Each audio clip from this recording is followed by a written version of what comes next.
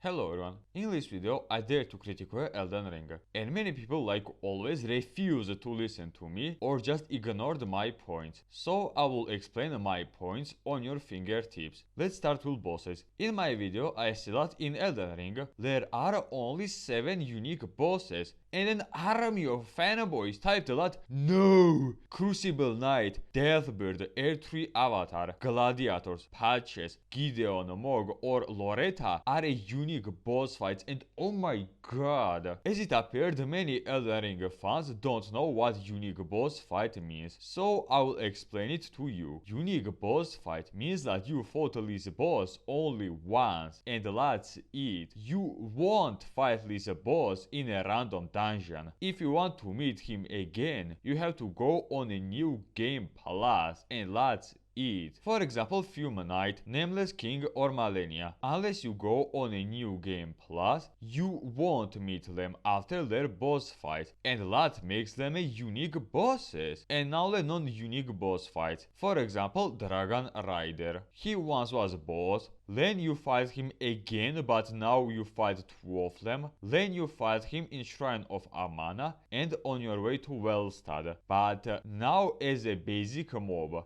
And 95% of all bosses in Elden Ring are a fucking Dragon Riders. Do you know how many times you have to fight the same bosses? I will name a few of them and how many times you can kill them. Crucible Knight 9 or 8 times, Air-3 Sentinels 1 is in early game and 2 of them are as soon as you visit Leyndell. Dragon 3 Sentinel twice, Delbird 8 times, Night Cavalry 9 times, Stone Bull 3 or 4 times, Astel twice, Bell-bearing Hunters 5 times. Dragons are literally the same but with different elemental damage. One is on fire, one is on road, one is on ice, but they have identical moveset. 3 spirits 7 times, Red Wolf 4 or 5 times, Air-3 avatars 11 fucking time, and many more. And after that, any of you dare to say that they are a unique bosses? Fucking really? Holy shit, imagine if Dark Souls 2 fan defended shit like Prowling Magus, or say that it's okay for Pursuer to fight you 8 fucking time. Holy shit, I can't imagine what people will type to him. But when it comes to Elden Ring, everyone is fine. Why, may I ask?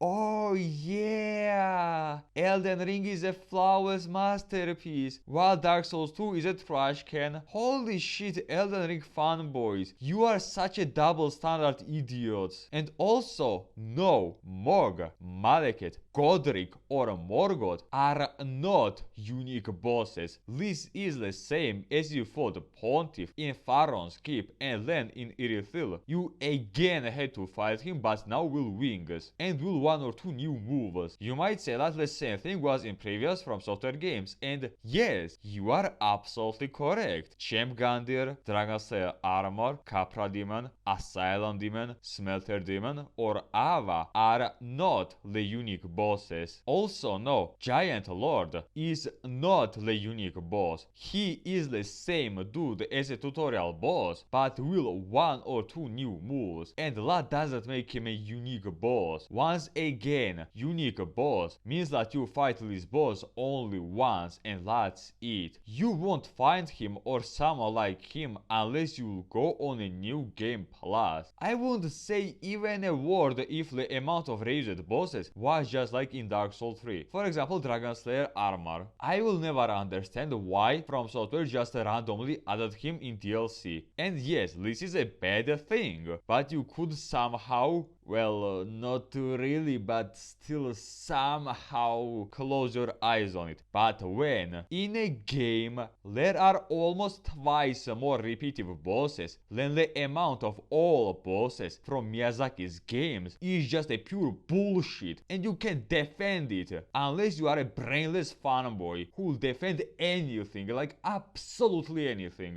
Now about Patches and Gideon. In this video I said this, and no, I won't consider Sir Gideon as boss because should I really explain why? And as it appeared, I have to explain it. Oh my god, I can't believe I have to explain it. Patches, Gideon, Vigor or Fiat champs are a fucking enemy NPCs, and if you consider them as a boss fight, then consider every single red phantom from Dark Souls 2 or from Demon Souls as a boss fight, especially Forlorn from Aldia's Keep. I really hope that you got what I mean this time. Now about open world. First of all, crafting. My problem wasn't that I didn't craft it. My problem was that craft is pretty much useless. If developers just added all these craftable items in bell-bearing shop, it would change nothing. You are spending time to find all these materials, just like you would spend time on farming runes in order to buy them. So crafting isn't really necessary for this game. Now about questlines. If questlines were just like in Lies of P, I wouldn't say even a word. In Lies of P, as soon as you get quest item, you can see on a bonfire where is this NPC that you should find, but in Elden Ring, if a character says that he goes on a quest, the chance that you will find him or her is 0. Well, okay, 5% at best if you are very lucky. Now about dungeons. There are 3 types of dungeons. Either a small dungeon in which you have to find and pull a device, just like in Bloodborne, a dungeon with chariot, and 3-floor dungeon. Yes, the decoration in them are a bit different, but they are pretty much the same, besides, well, 5 or 6 of them. For example, a dungeon that I liked and also hated really hard was this dungeon at the mountaintop of the giants. It was a very unique, interesting yet annoying dungeon, but most of the time dungeons are almost identical. If you say that some patterns are repeating themselves because Elden Ring is a big game, I will instantly ban you. Why? Because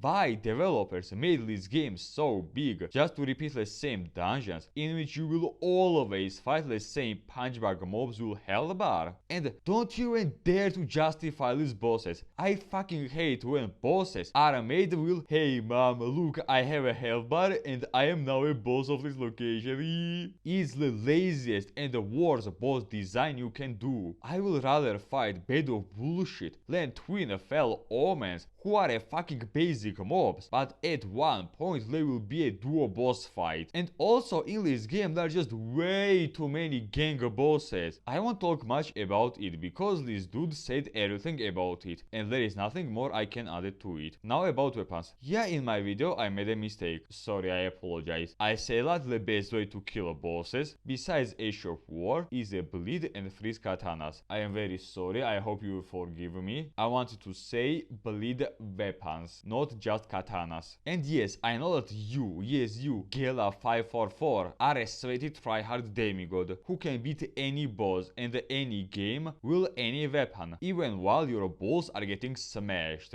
If I could, I would erect a monument to you with the text sweaty tryhard god. I would praise your monument every day of my life and would thank God that you, a sweaty tryhard demigod, took your precious time and saw my video. Okay, back to weapons. Like I said in this video, your only way to kill bosses in late game is either bloodless freeze weapon or OP Ashe of War. And many people say that I am just bad at this game and blah blah blah. They are soul fanboys. Please say something new other than you just bad at this game, please. It's boring at this point. Okay, let's look objectively. In late game I was, if I remember correctly, level 100 and either 15 or 20, I don't remember correctly. I fought Godfrey will ball huge weapons and will a weapon will OP Ashe of War, and yeah, this is not even close. Will fully charged huge weapons that I had on plus 25 and also was on strength scale did 1.2k damage and its jump attacks did only 700 damage, and that's just way too low for such a long attack. And not only that, if you miss your hits, big weapons have a huge recovery time, and if you miss the hits, boss will remove half of your health. And also in the entire fight, I couldn't poise break him even once. Now let's talk about Richard's sword. This weapon's art does 1.4k damage, heals me. All you need to do is to hit him with it 2 or 3 times and you will poise break him. And after that you can easily repost him. But okay, Godfrey is a normal boss which you can beat even with a regular sword. So let's talk about Malenia. Against her I will give you 2 options and tell me which method is faster, better and more effective. Option number 1. Do 1.9k in damage while reducing her max health, will Tiche's dagger. After that use Rykard's sword, that does 1.6k damage, that can regain your health, stun her, which allows you to jump attack her, that does 1k damage, and also Taker's Flame, easy poise breaker, which allows you to repulse her for 2.7k damage. Option number 2. Try to hit her with regular weapons with elemental damage, without OP Ashes of War. With a regular hit, you will do 700 damage. With each of your jump attack, you will do 1k damage, and also sometimes because of her mobility, you can miss your hits. And also it needed a lot of jump attacks in order to poise break her. I think that the answer to which method is better is very obvious, don't you think? No, if you are level 250 and have 99 strength, then yeah, I guess 2 big weapons will outdamage my strategy, but what if I am not level 250? What if I am level 115? And because these games dump damage, I am forced to level up my ADP, I want to say level up my Vigor at 55 or 60, just to not get two-shotted, or even one-shotted. What I am supposed to do? Grind another 60 level on a punch bag mobs that this game calls bosses, or shoot chicken in Mox Dynasty Mausoleum for 6 hours? No thanks, I have other things to do in my life. And before you say you use Radan's talisman that increase damage taken, I will open a Pandora box for you and say that I used Champ Gandir's ring in Dark Souls 3, and never even once, yes, even against Midir, I got one-shotted with one anime move, because boss damage in that game was balanced.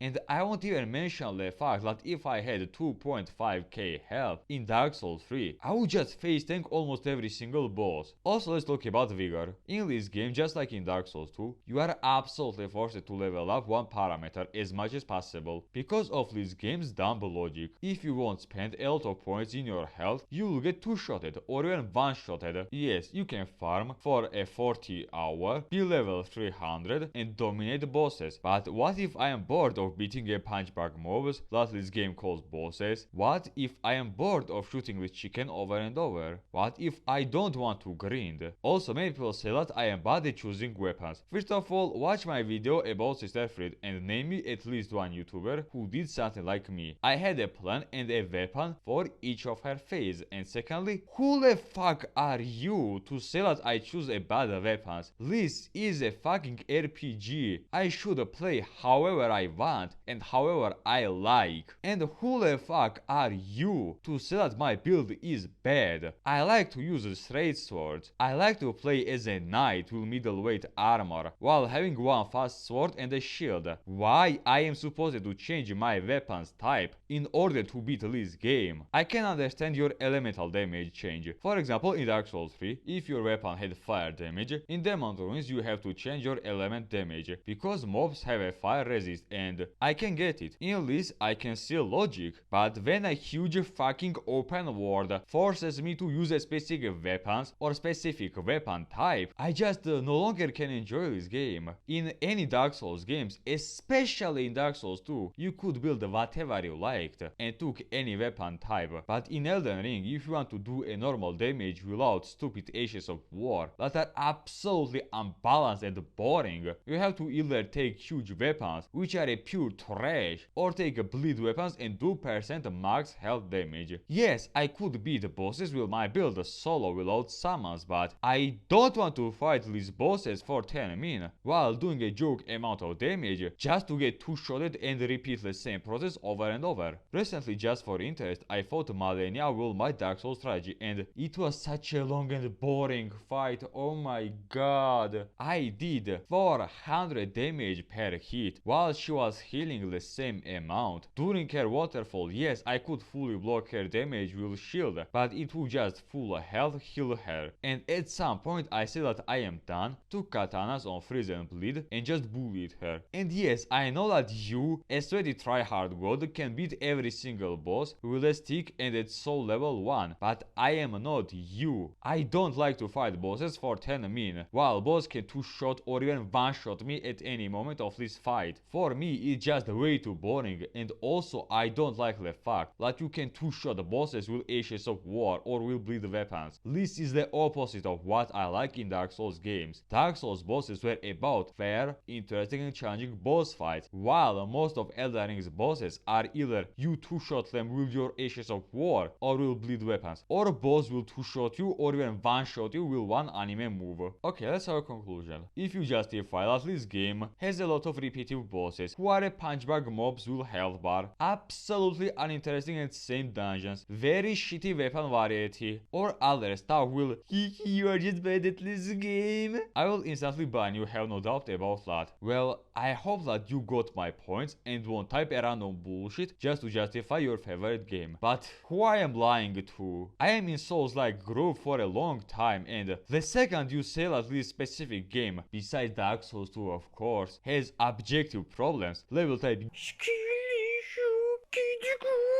with this I will say bye bye to you and I will see you next time.